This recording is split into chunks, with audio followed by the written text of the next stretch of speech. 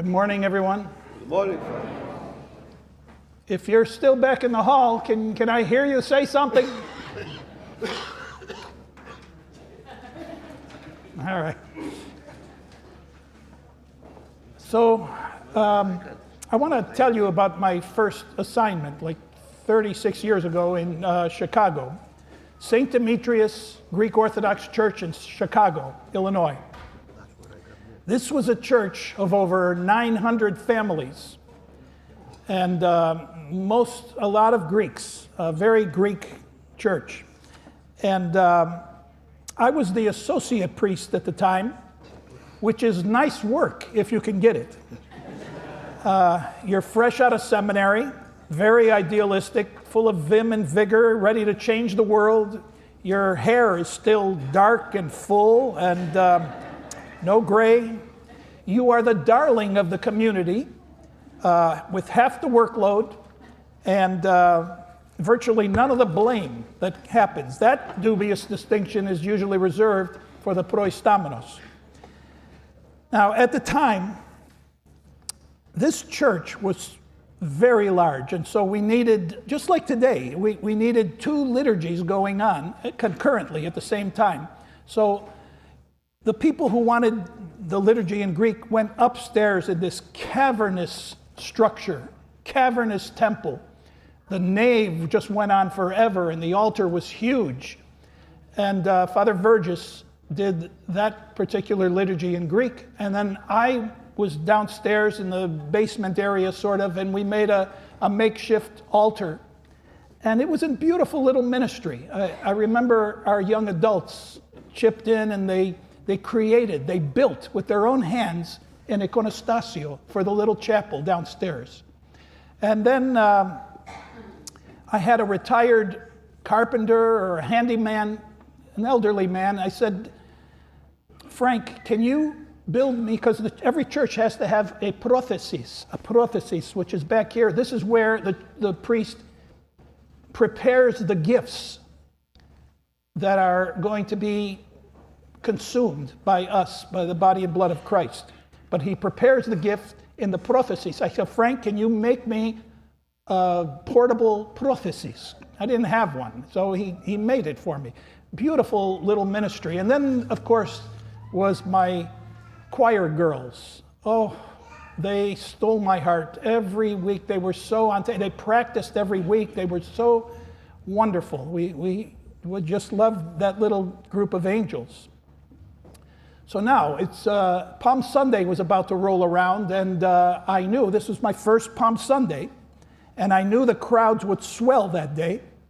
And so I wanted to make it a memorable Sunday for the people. I especially worked hard on my sermon all week. A lot of research. I wanted it to be profound. I wanted it to be impactful, with the idea of perhaps inspiring the nominal Christians, the nominal Orthodox Christians, to see the church as something more prominent in their lives, that they just don't come on Christmas and Easter. Make the church a habit. And so with this pressure and strain on myself in preparing my very first Palm Sunday sermon that I worked so hard, prepared, researched, practiced all week, deep into the Saturday night and early Sunday morning, I hardly got any sleep. I was putting the final touches on it, and at last it was ready. My masterpiece. The work that potentially had the chance to change the lives of hundreds and thousands, and people we're gonna have this every Sunday.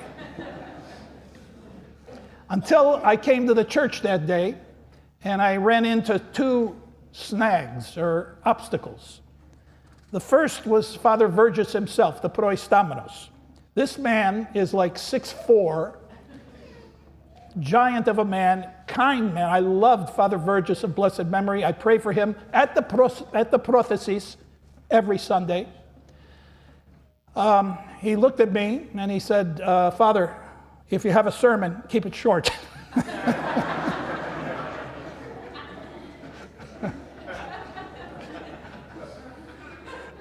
And And then, as if that wasn't bad enough, he said, in fact, it would be better if you didn't give one at all.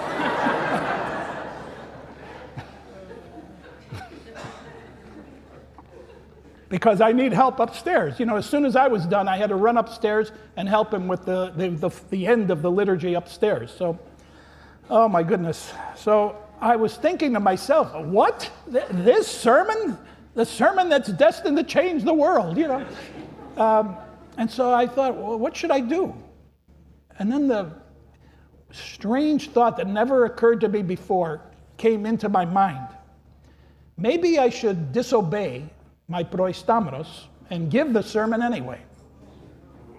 All right, take it easy.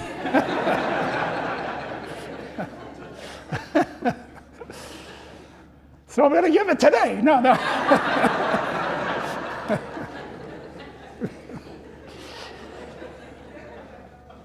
So I was thinking that, and as I was contemplating it, I opened my briefcase and to take one last look at this masterpiece, and I opened the briefcase and I ran into the second obstacle. There was no sermon. I left it home. Now let me tell you, Chicago is not Raleigh. In Chicago, everything is 45 minutes away from everything.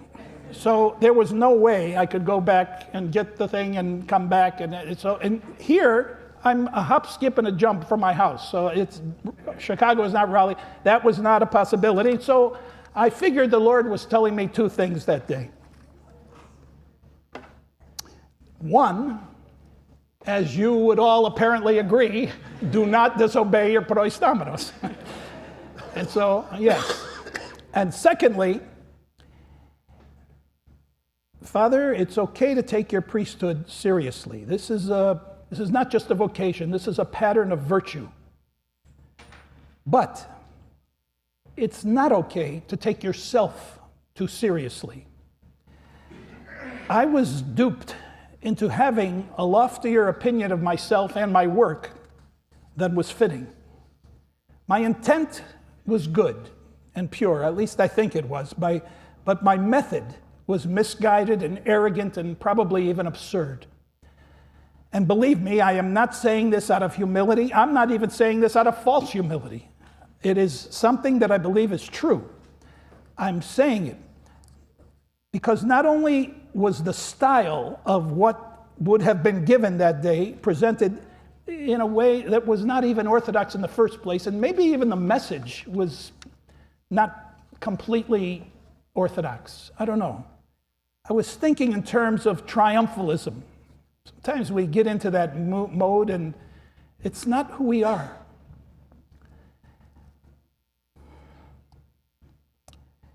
I wanted to impress everyone with the uniqueness of Orthodoxy, the church and the Orthodox Christianity, and how bold it was and how great it was and all this. And I was doing that because I had not yet learned the beauty and the glory of the weakness of our little orthodoxy. I had not yet read the works of mature theologians like the late Metropolitan Anthony Bloom, who wrote this. It seems to me, and I am personally convinced, that the church must never speak from a position of strength. It ought not to be one of the forces influencing this or that state. The church ought to be just as powerless as God himself, which does not coerce, but unveils its beauty and truth without imposing it. As soon as the church exercises power, it loses its most profound characteristic, divine love. On this Palm Sunday, dear friends, I am not here to present a church that prides itself in the power to determine elections or impose its morality on the culture wars. I'm not here to present a church that seeks to change laws in high courts. Instead, I'm here to present our little orthodoxy, the church which in shadows and silence seeks to change not laws, but hearts, and bring healing to lonely, hurting people, and to encourage us to be in the likeness of Christ. The image of Christ is a given, but the likeness of Christ is something we need to pursue. I'm here to present a church whose founder chooses a donkey instead of a war horse, a cross instead of smart bombs, lowliness instead of intimidation, a church who celebrates Pascha like no other because she prepares for it like no other. Dear friends, I hope to see many of you tonight as we enter the harrowing days of Holy Week that leads to the greatest feast of all, Pascha. When I am weak, then I am strong, because in our weakness, God works through that weakness. When we are full of ourselves, there's no room for the Lord to work through us. God bless you today. A blessed Palm Sunday.